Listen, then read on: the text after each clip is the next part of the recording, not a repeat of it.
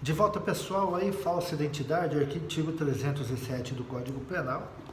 Atribuir-se ou atribuir a terceiro falsa identidade para obter vantagem em proveito próprio ou alheio, ou para causar dano a outrem, Então a gente tem aqui um crime que ele confunde muito, né, com o uso de documento falso, né? A gente tem o problema do que deve ou não ser levado em consideração. Esse crime de falsa identidade, ele exige dolo específico. Da própria leitura a gente já percebe aqui,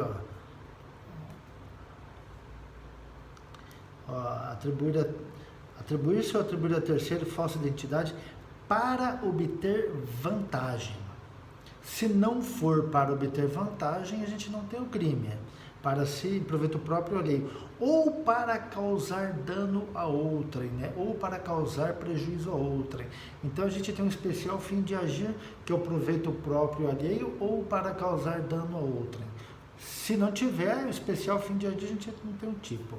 Bom, até aí tudo bem, né? O grande problema é o seguinte: proveito próprio alheio. Que proveito seria esse?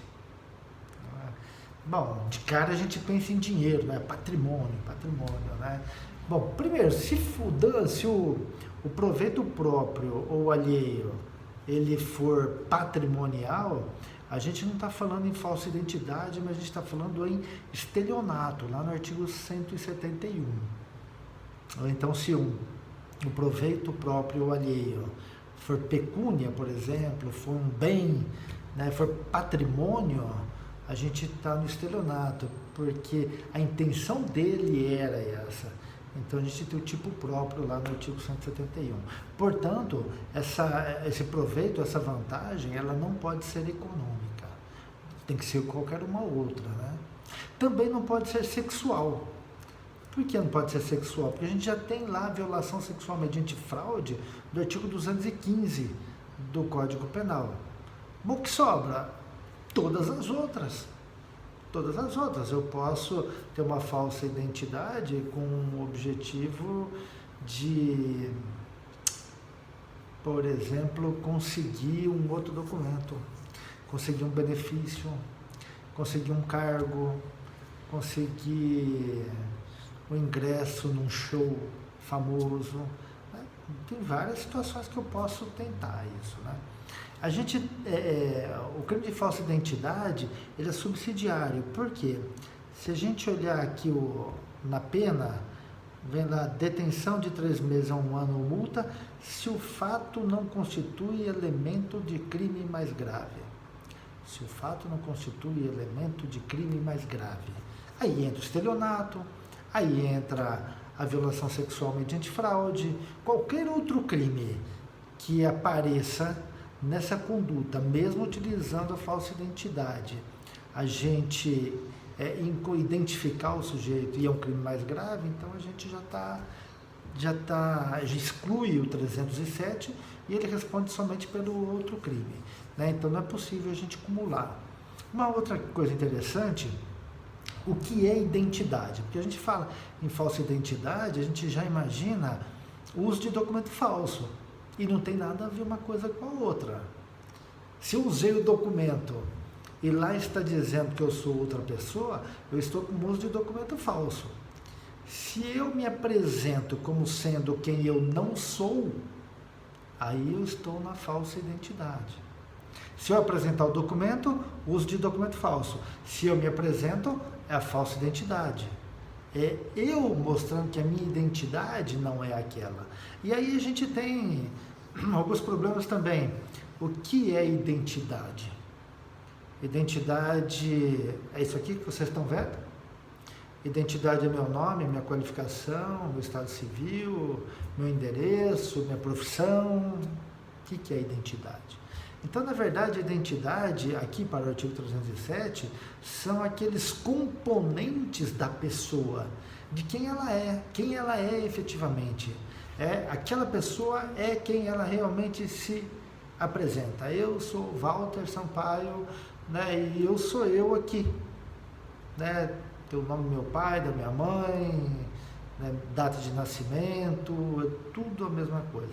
E isso é interessante por quê? Porque há uma discussão para a gente não misturar identidade com qualidade, que a gente vai ver até mais adiante sobre qualidade.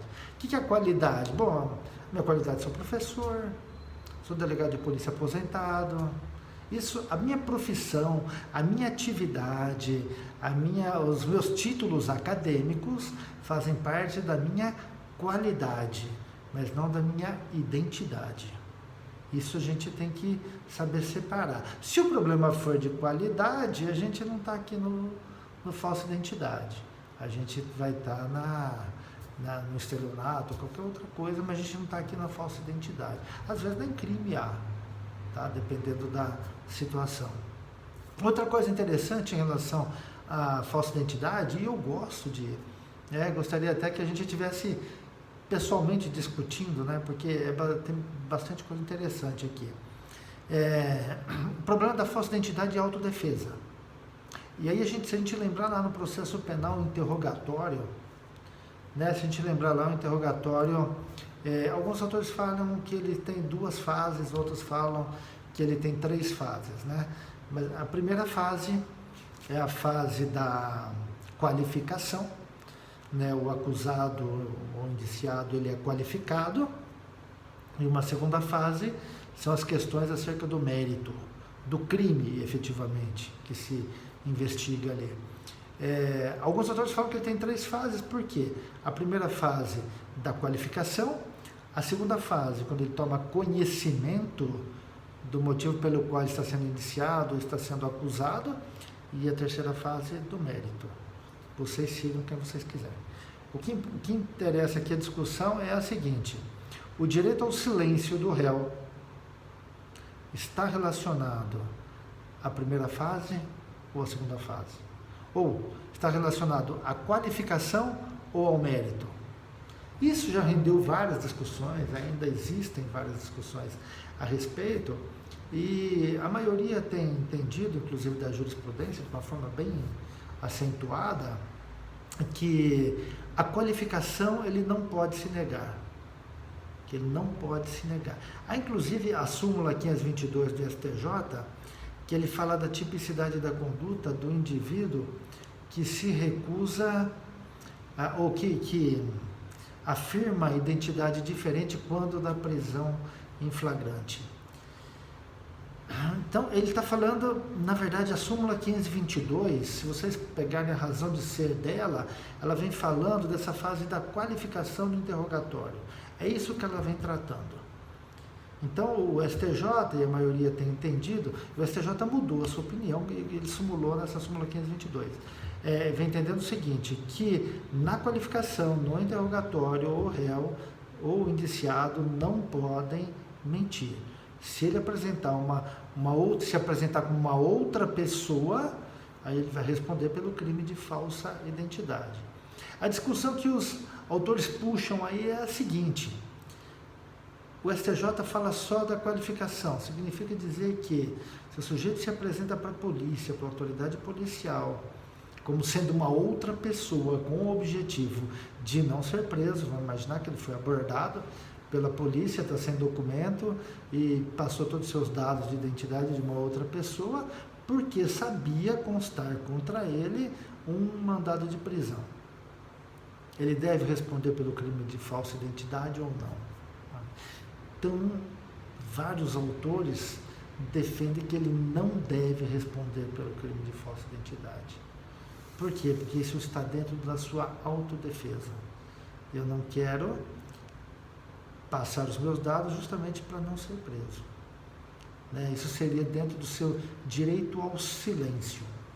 Isso não significa que ele possa se recusar a passar os dados da sua identidade, porque se ele recusar a passar os dados, a informar quem é ele, nome do pai, data de nascimento, tudo, aí ele incide no artigo 68 da Lei das Contravenções Penais.